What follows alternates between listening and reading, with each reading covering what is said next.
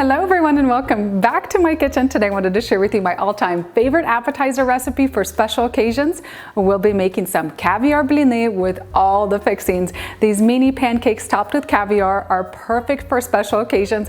I love them for birthdays, holidays such as Christmas, New Year's Eve, Thanksgiving. Really anytime you need a really impressive appetizer, this is the recipe. These little appetizers are always the biggest hit with everybody. We'll start by making the mini pancakes. These are super quick and easy to make, and if you have any left over you could freeze them for later.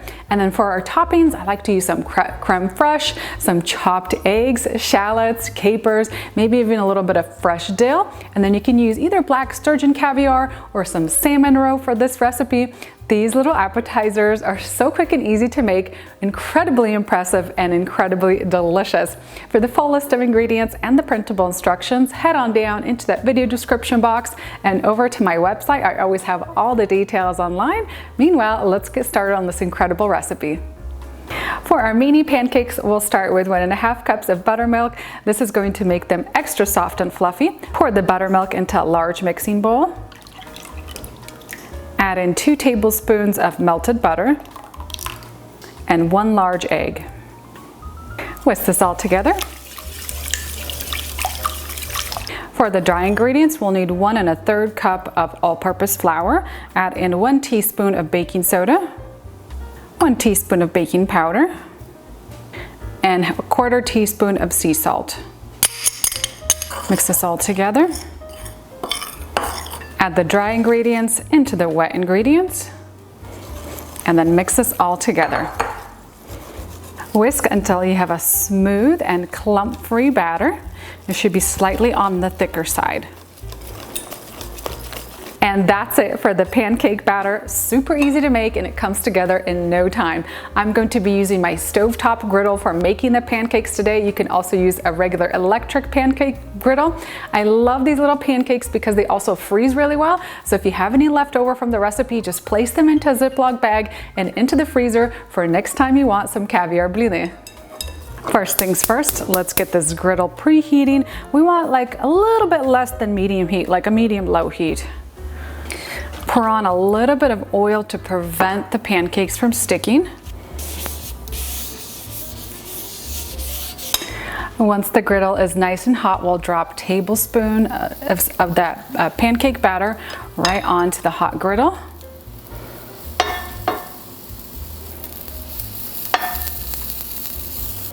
And then flip these over with a little spatula once the air bubbles start to come up to the surface and the top starts to become a little less glossy. And once the little pancakes are done, I like to place them onto a wire rack so they cool down completely, and this way they don't get soggy. So don't stack them one on top of the other until they're cooled down.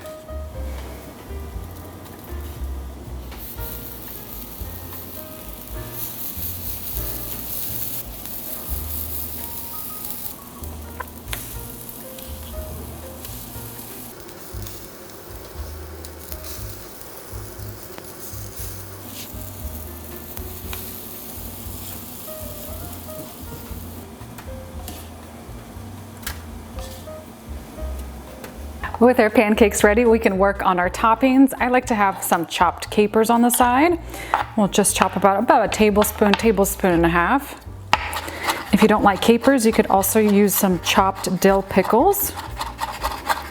Transfer the capers into a little serving bowl. I like this cute little spoon.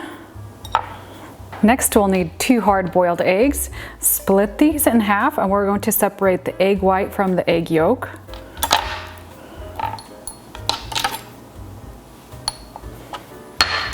We'll finely dice the egg whites.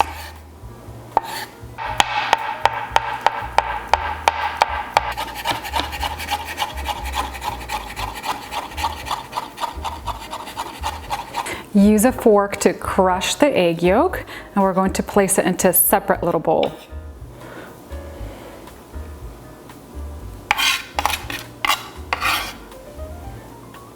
Last, we'll need some very finely chopped shallots.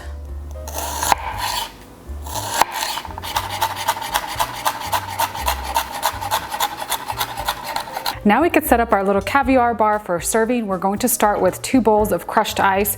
I'm using some black caviar today, and I have some salmon roe, and I nicely tuck them into the ice. This is important because you want to keep the caviar nice and chilled. Get some little mother of pearl spoons for serving. Never serve your caviar with metal. You want to use a plastic or pearl spoon. Let's add a little bowl of crème fraiche. You could also use sour cream. We have our diced shallots.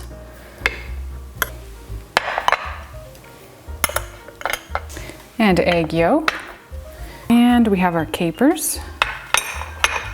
And let's add some of our little mini pancakes to the tray as well. Just kind of arrange them around your toppings.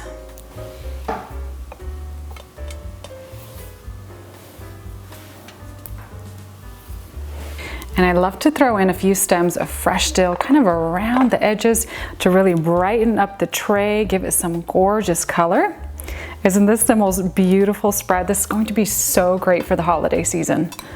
You could serve the platter just like this for your next celebration, or you could put together little pancakes for your guests. I like to spread a little bit of that crème fraiche on the top and then top it off with the caviar. You can also add a little bit of dill on top to make it look extra pretty, and then just arrange them on a serving tray. And this will save your guests time in making the actual appetizer themselves.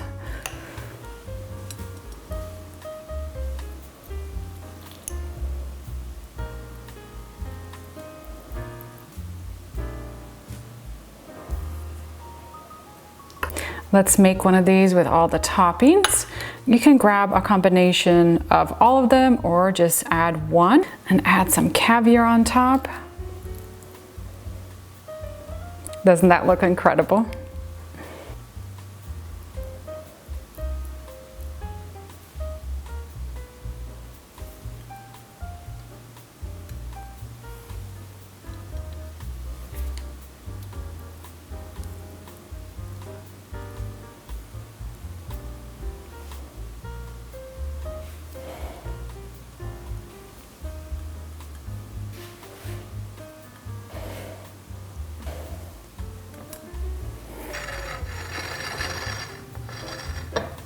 One of the major benefits of being a food YouTuber is you get to eat some delicious food on a random Wednesday afternoon. This is one of my absolute favorite appetizers, and I usually only reserve it for special occasions, so this is going to be one epic snack for the afternoon.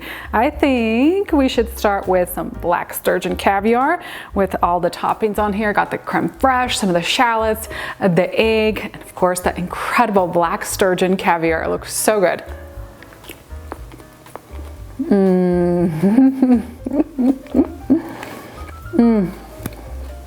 These caviar blini are simply divine. The flavors are incredible. You get the soft and fluffy little pancakes topped with all the incredible toppings, and that black sturgeon caviar is my absolute favorite. It is such a clean, delicious, kind of nutty flavor to it. You're going to love it. Let's switch gears and try one of the salmon roe ones as well. All right, let's see. These are a little bit bigger, so I usually do a 2-biter with the salmon roe.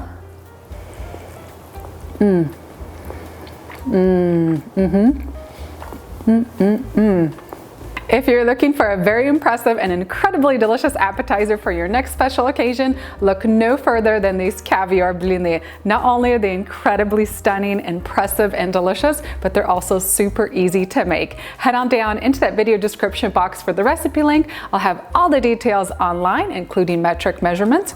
Thank you guys so much for watching my latest episode, and I'll see you next time with a new recipe.